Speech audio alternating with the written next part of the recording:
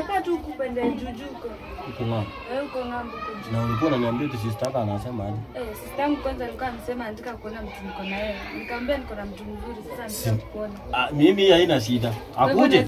Pigia yeye. Pigia yeye kama ako around. Na asikae sana, kuna mahali nilikuwa naenda. Kuna nyumba fulani yangu inajengwa mahali. So simiti zilikuwa zimetungwa. Nataka kwenda kuona kama foreman nimepewa kazi amefika. Kwa hivyo kuna nyumba kuna. Mimi ni mtu wa miradi. Mimi ni mtu wa mafomu. Pigia yeye. Hello. Sis, uko wapi? Ule mtu nilikuwa nakwambia tuko naye hapa. Tutakuja kwa hii kona fulani. Usiseme mtu, sema sweeter. Ule sweeter wangu ako hapa. God have kule kona fulani pale nje ule mama.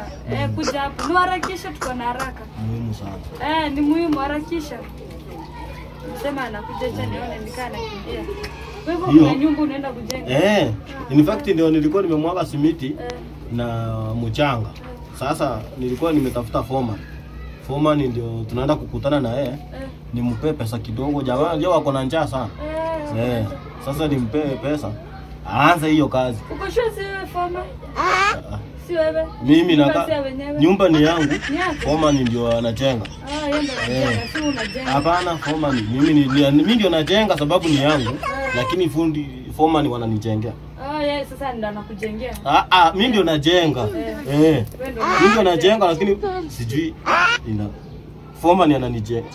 Mimi najenga.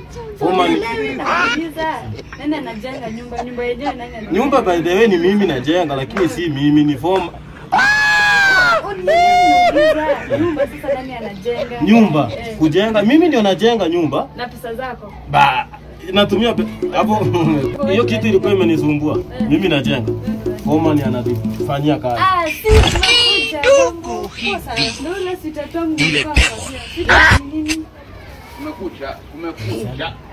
Sitati. Bado